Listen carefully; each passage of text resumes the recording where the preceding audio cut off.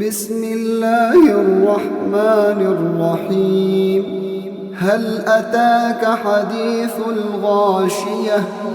وجوه يومئذ خاشعة عاملة ناصبة تصلى نارا حامية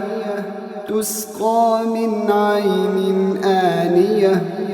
ليس لهم طعام إلا من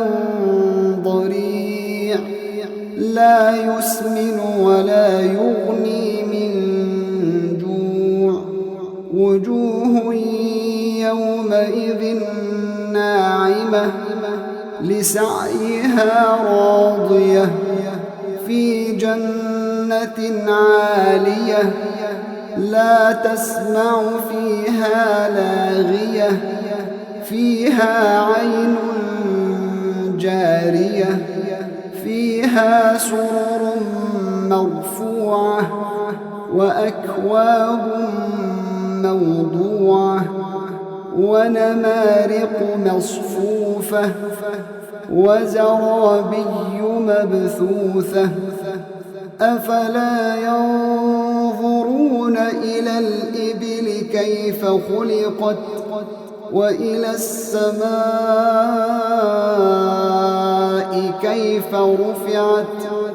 وإلى الجبال كيف نصبت وإلى الأرض كيف سطحت فذكر إنما أنت مذكر لست عليهم بمسيطر إلا من تولى وكفر فيعذبه الله العذاب الأكبر إن إلينا إيابهم